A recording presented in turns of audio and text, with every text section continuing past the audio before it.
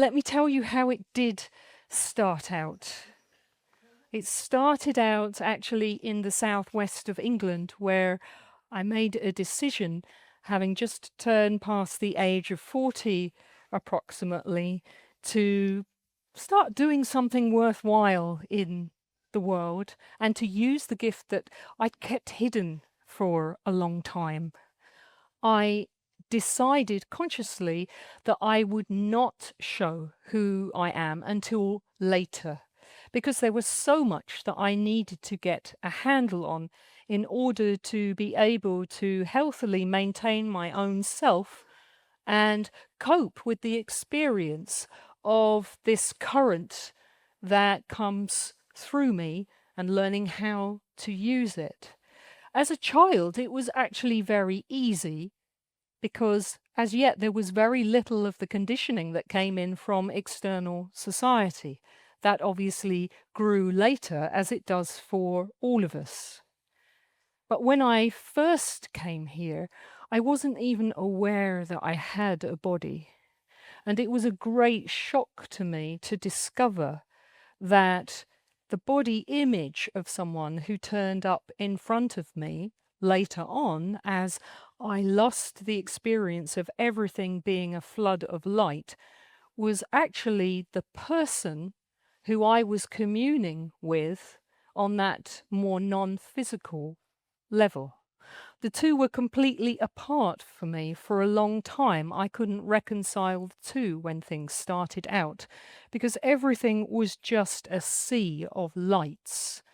And that's all I did see. And my body was working and doing things in this reality, but I was not aware of that at all. It all happened spontaneously and automatically, apparently for everyone else, but I was not tuned in with that. It was just a chorus, actually, of light and silence and sometimes sound. As that started to disappear and a focus came into the picture, there were many, many images there, and one of them apparently was my own, but I still didn't even recognize that either as being me. And then later, it got to the point where I realized, oh, that one's me. And then slowly the correspondence grew between move your arm. And this is the process by which we actually fuse with a body image. And often it happens so quickly for some people, there's nothing in between for there to be a registered experience of how actually we are a light in which images appear. And none of them actually are personal to us. And then later on, we glue in more and more to a certain body image. And that's good too, because then you start to have the hopefully healthy power and control to do things in this reality. But it's a good example to give you of how we are not just our body. That is an image. It is very real. It's not an illusion. And the more that you fuse with it, the more that becomes your reality and nothing else. But that also this is part of something much, much greater than ourselves. When I was approaching the age of 10, that period between 7 and 10, where I lost the awareness of the lights more, at least in my senses, I then realized that I really, really knew things about what was going on that other people didn't. And that was quite a shock as well. I don't mean in a psychic way or in an intuitive way where you suddenly feel something or you know something. This more what I call loosely oracular side of me started to come forward, where I would just say exactly what was happening because it was all one and the same. But then other people would go, and it varies between, I know what you've got for Christmas,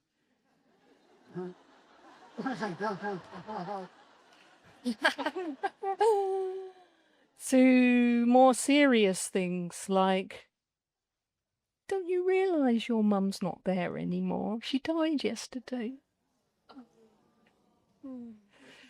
And of course, you don't realize that other people, or I didn't, were having a different experience and didn't know and wasn't consciously aware of those things. So I grew up very quickly. And I knew right from the beginning that later on I would be doing this. I didn't lose contact with where I was before I came here, and what I called in the last immersion entered the mirror. This reality is a mirror. It's a natural mechanism. It's not any of those other things that you hear that you're told are negative, but it has been hijacked and copied in the negative. And what happens is we step in through this mirror mechanism, which is nothing short of miraculous. It's linked to the sun, and we come in through our natural environment. I stepped in knowing that later on that I would do this. Not, for example, you will do Reawaken London on November the 3rd, but from the sense of a particular signature and texture and feeling in my personal instructions that was pulling me all the time towards certain things in my life. So there was an inbuilt sense of very strong feeling and direction from the beginning. Later on, as I grew older and realized that I had to make a living and support myself and get used to this whole idea of needing money and having things that gave you access to things, I really, really struggled, like all of us do. It's not natural to most of us to function that way, but we acquire those skills. And in some ways, it's very interesting because we certainly learn what does and doesn't work in a certain sense. If we don't get to do things, we realize that there's something we haven't quite yet figured out. But the flip side of that is that the rules of who gets the access and what happens, they're decided not by nature, but someone else in this reality. Or let's say traditions, customs, institutions, and historical continuities. And it's there that I started to really register how the purifying effect of my own source connection was beginning to really sift out where I needed to go and what I would do in the preparation for this period.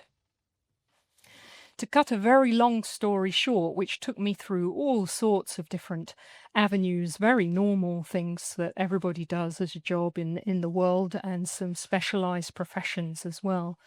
I ended up in northwest China and then ended up doing some academic field work as an anthropologist in Tibet.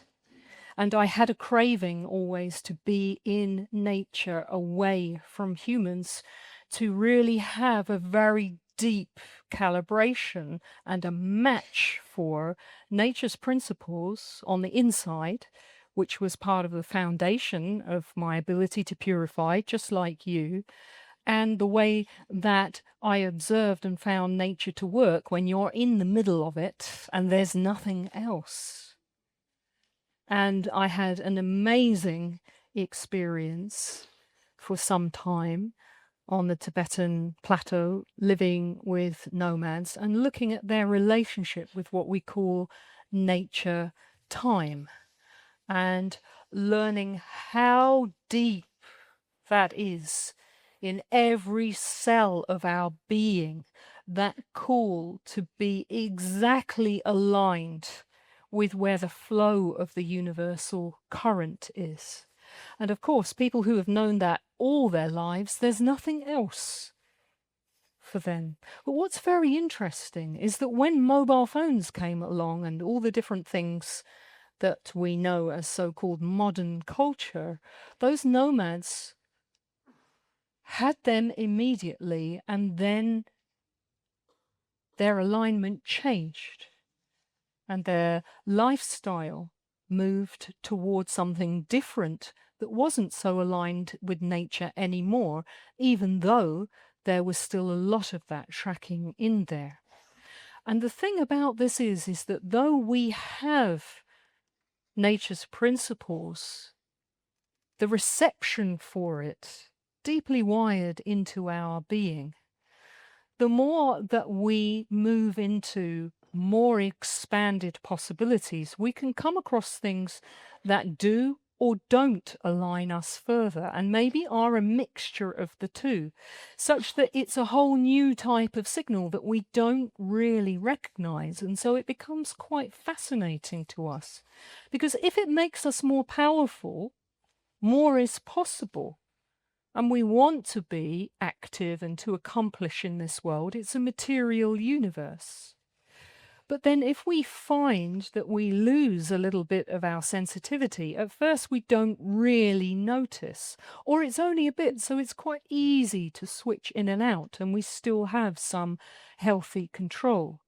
But obviously, as we all know, as time has gone on, all of us have departed further and further away from nature. And before we know it, we don't feel, we can't remember, because the customs and the traditions which keep it in place are no longer there. And then we're in that no man's land of trying to find our way back home, still looking externally when that nature's tracking is still inside us. So that experience was very fascinating for me, because I went through a much deeper shedding of some of the things that even I had become fixated to with this bright light that I mentioned. But also I went much deeper into my embodiment of what was coming through my own source connection. And to start off with, of course, a great boredom sets in when you see the same things day after day: mountains, snow, tents, yak, grass, mud, mud, mud. Suddenly, there's no fruit, there's no vegetables, there's no grains, and you're thinking, I'm sure the cheese will last a bit longer, and I'm vegetarian, but maybe I will have to eat some meat. And everything is taken away from you. And slowly you're contemplating the edge of your existence, and you're thinking, did they just say it's -30 soon? And your survival anxiety kicks in very deeply. And you're with a group of people, you think it's fine, you will get through. And of course, you do get through. But something very interesting happens as you let go of the external and you go into the boredom. You go past even all the stuff that's relatively recently been there that you've been dealing with and that's been troubling you. You fall back into the arms of something because there's nowhere else to go. And this was the first major reset of my life after that period of 0 to 2, where I still could see mostly all the lights of existence. And I let go of anywhere that I had become holding on too much in my being. And what happened was a vast expansion into what I now call calm, open brightness, because the light of you just comes in even more quickly and strongly, because there's nowhere else for it to go, and it is a wide open space inside you. And that space just got progressively wider, as it does for all of us actually as we get older. It's just that we tend to fight it and try to close it because we don't want to let too much in, because then we will be confronted by being too different from others around us. Maybe too much will come up that we can't deal with, and we won't be able to hold on anymore and keep our sense of more static or fixed identity. As that calm, open brightness got wider and wider, I started to experience that set of lights again that I did in those younger years. And it's at that point I realized, not just externally, but internally as well, that I was absolutely useless. I couldn't really affect anything in this universe because it was all done by something else, which is us and does it as us already. And I came to a great conscious awareness of who I already was and had been since the beginning, even before entering this reality, and especially during those first 2 years. Meanwhile, those around me were really thinking I was useless. I wasn't able to do many of the tasks. I wasn't physically strong enough, even though I'd been a martial artist previously. I didn't have enough intuition in the right way and enough physical power to exert in the right places at the right times to complete a lot of the tasks. It was a great humbling episode because I realized that if the yak was going that way, I was going that way too. I couldn't steer it. I couldn't even react quick enough sometimes to stop it from happening and falling face down in the mud. And it was a whole new calibration of my physical being most intensely because the elements there were so extreme to the extent that I really abandoned so much of what I'd learnt, even in the first period of my life, and started again. After I came back from Tibet, I returned to England. At that stage, I had not spent so much time in England in my life. I travelled from a very early age. And by this time, I was starting to approach the age of 40. And something happened to me on the Tibetan plateau that was very important. I have described it before in one of my events, but I met someone who told me something about the future. It was something that I already knew and I had known for a long time from the very beginning when I came here. But I also knew that the way that my ability worked and the way that nature's principles flow and function is all about timing. When there's a match between what's out here and what's in here, and the two groove together, it's almost like there's a space for love to flow from the inside out into reality. And that's when it's often time to start something, because everything moves and you get a green light. And when I met somebody on the Tibetan plateau who told me something about the future, it was like a catalyst. It was the green light for me to get started. And one time we were traveling across the Tibetan plateau and we came across an oracle. In its classic sense, an oracle is someone who Tibetans and certain types of Tibetans as well will go and visit for advice about illnesses, to ask for blessings, to receive messages about the future, but also to know when to move their animals, which part of a certain area to move on to, what's in line with also religious teachings and what would be more auspicious or spiritually important. And I was there at the time that we visited this person, and that person was a woman. That woman didn't eat food at all, and she subsisted mainly on moisture and light and a small amount of different plants that you see on the plateau, flowers as well. Very little. And of course, we all know that some of those things are possible in lighter states of reality still today, but increasingly less so. But through a translator and partially through some of my own Tibetan language ability as well, she said to me, "Mark my words, in your lifetime, money will not be worth the paper it is printed on.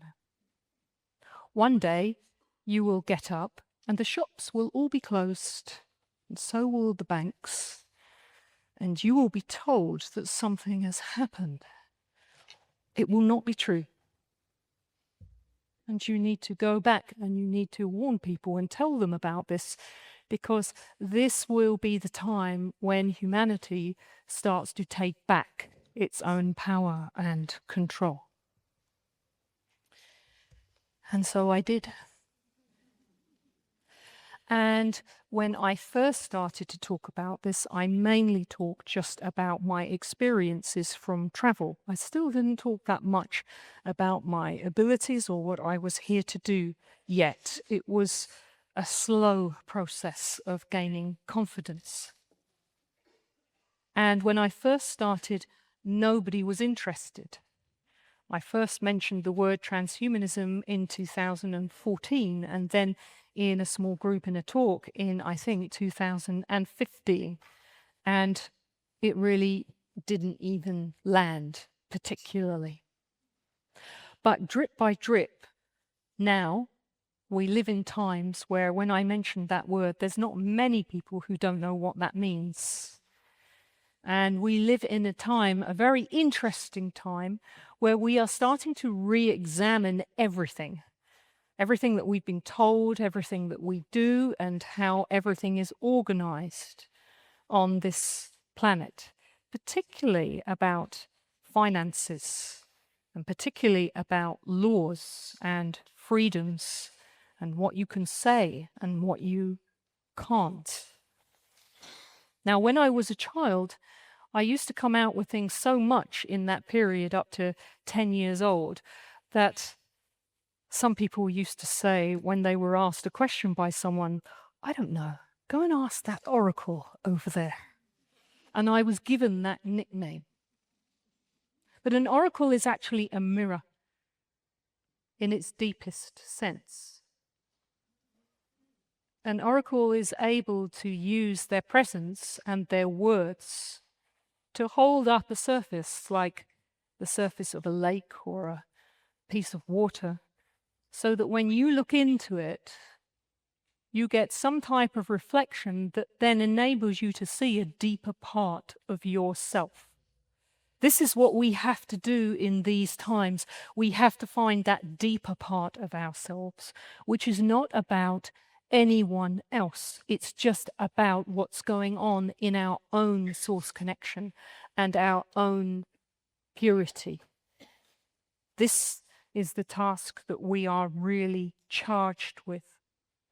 And when we absorb pure love through our source connection, which we have already, and we don't get in the way of it, a beautiful image forms on the surface of the water. And today, this moment, this is the image.